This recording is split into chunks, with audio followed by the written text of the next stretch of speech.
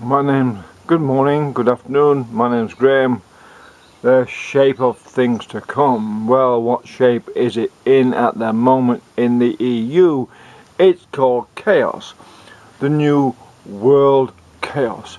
Created by a bunch of desperate people who hate anyone who speaks freely and has a free opinion about things they do not want to be mentioned anymore because they spent the last couple of decades dumbing the young down, so the young are no longer able to rationalise as they used to be able to in the old days when people spoke English in a proper manner.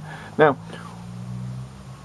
the UN are saying that it's hate speech if you don't want a lot of people going to your country.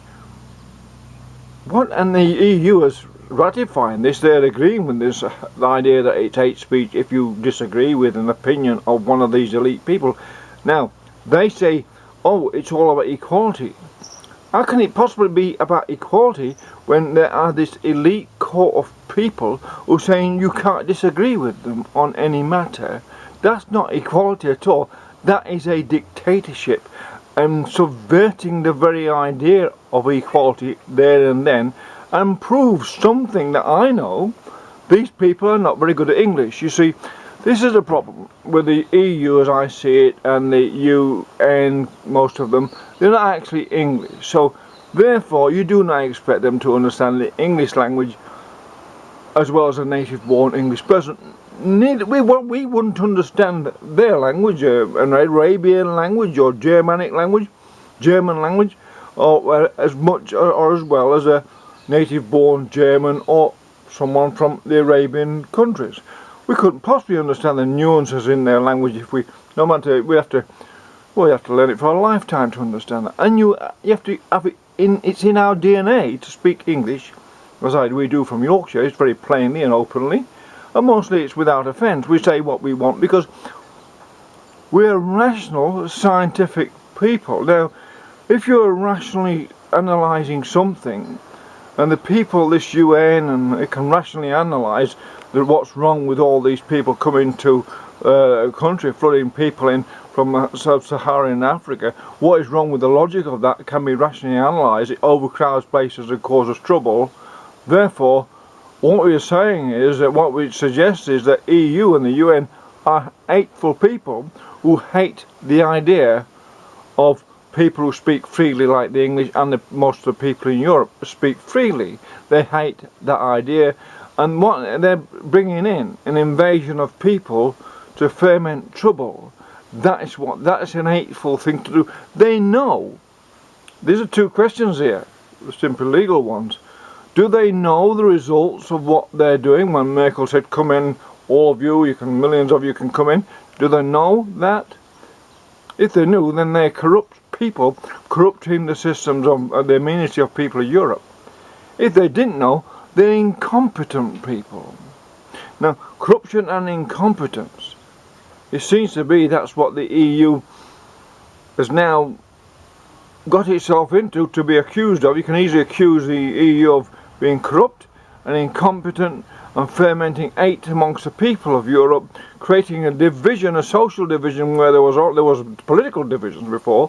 There wasn't this strong social divide now about nefarious issues, which obviously are not readily easily to discuss anymore, because students in universities are being trained to attack those who speak rationally. Right, Jacob Rees-Mogg, he speaks a very rationally speaking gentleman, yet he's called stupid for speaking openly and honestly and rationally and explaining things objectively. That is what the EU hates about the English, because the English are experts in speaking English, and they speak English in a way that may offend others who do not, like the Arabian people or the EU people, Junkers, whatever he's called. He may not be that good at English, and that's why these people get offended by people who disagree with them, because they don't quite get the nuances there within the language coming from the English people, or anyone who's better at English than they are. Because English has got something about it what it's famous for. and that's its wit within its conversation. Having a conversation should be humorful, should be enlightening and humorful and insightful, and should cause there should be a light-hearted approach, in other words, to having a conversation. But the EU doesn't have that. It's had a kind of dark-hearted, if you like, idea about what conversation should be. It should be subversive and not very honest and not straightforward. Do not tell the truth, because the truth will alert the rest of the population what you're really all about. Planning and plotting the destruction of Europe through using these creative mannerisms that are obviously false, to saying that people are hateful by not wanting an invasion of people who would not want, the same people from sub-Saharan Africa would not want a bunch of white people living in their countries, would they? They would not feel safe there. So this is the odd part about this, and I've said this before. If all these millionaires and trillionaires what run this EU and these bankers, if they're really concerned about the black people in Africa, invest their money, instead of taxing the people of Europe who are on basic wages and just getting by, these people, these multi-trillionaires, could easily create some more currency by their currency manipulation derivatives, and then finance the people in Africa just the same as they financing the people in Europe. It would not make a difference. Then the odd part about the EU is the lack of creativity, the lack of positive evolutionary thought, if you like. It doesn't have any. It seems to be all about total control over every thought, every nuance, every word you say is totally controlled by getting a mob, a collective, almost cult-like, shouting down and protesting against free speech. They're protesting in our countries now because of this brainwashing that political correctness is. It's a program codex. I won't explain it fully here, but it's a program codex designed to take away free will from people, and over a few generations therefore it takes away the will to question authority. The most important thing about being English, as all English people must agree, everyone's got a right to question authority. There's only one authority, and that's knowledge. That's the only authority there is.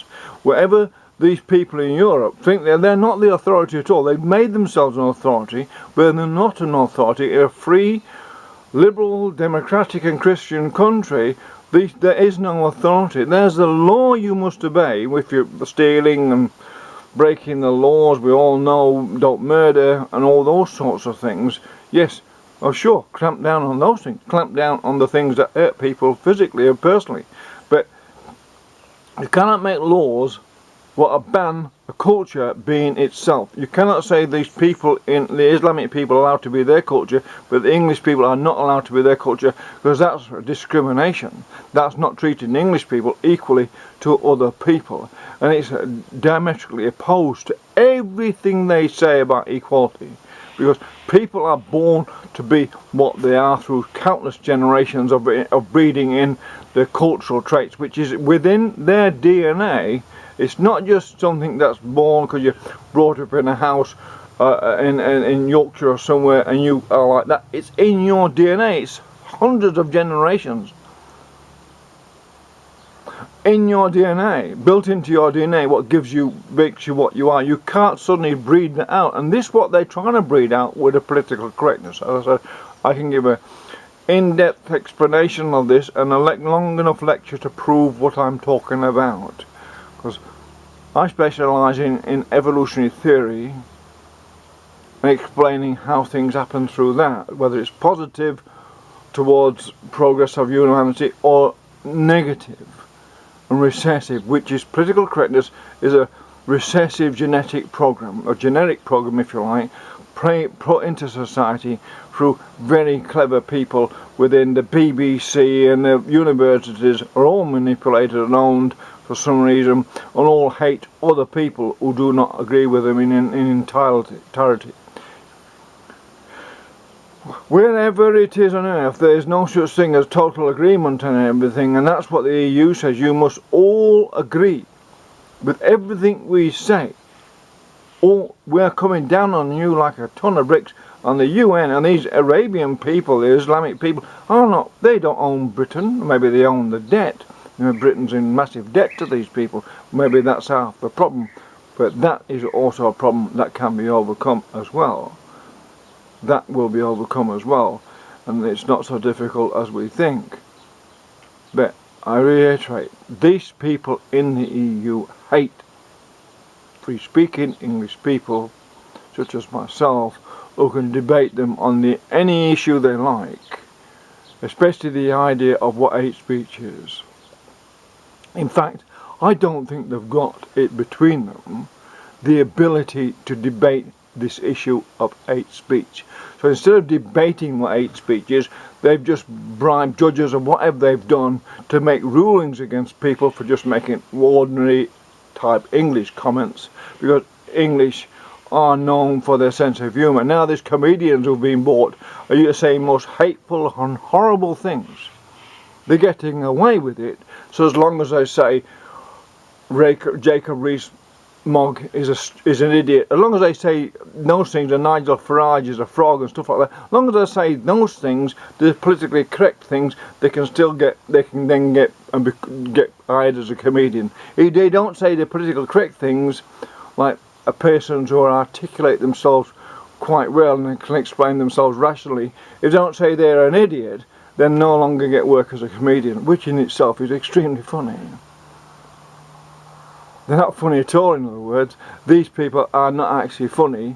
They just think there's certain comedians, I won't name them, are into insulting everyone and being really rude and terribly rude to everyone. That's fine. Then they attack really decent people.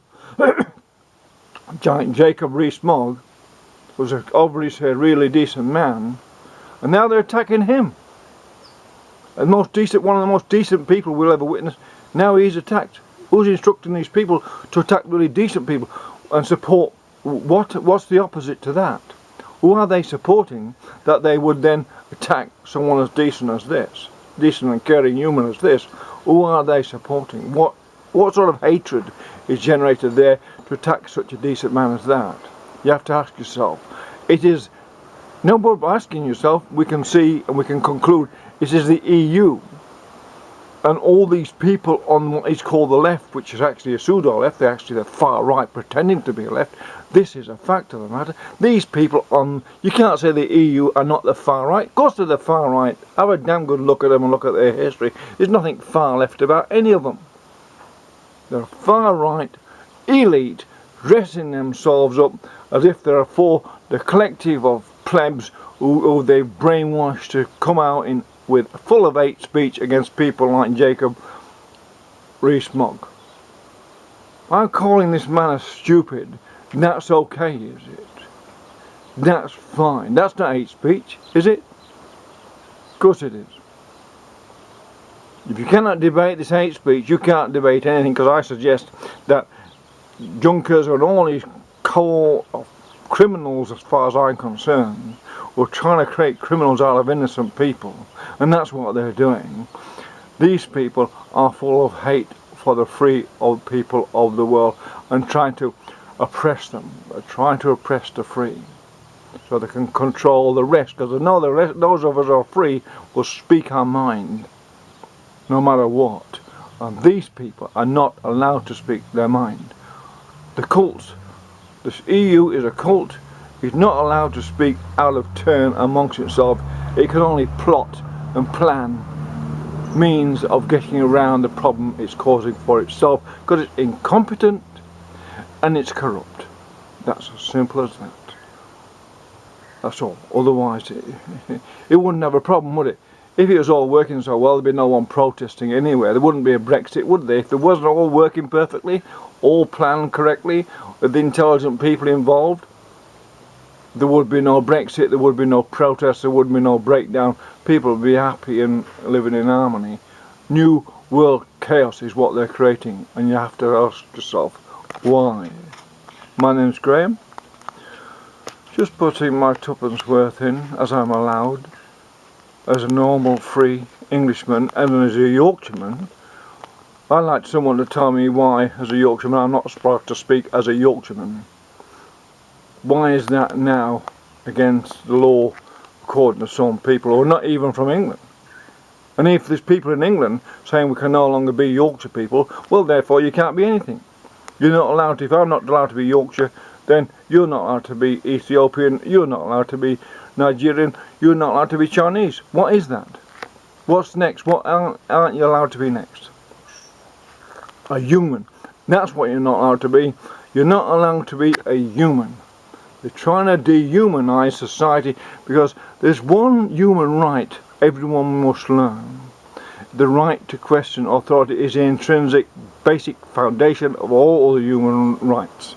All other human attributes is based in the right to question as an intrinsic instinct that creates our intuition and our insight into all we need to know, to understand what is going on in any situation, and to be able to analyse it scientifically and rationally explain it. That's what they don't like. Our ability, the ability of the English to use English. That's simple as that. Bye.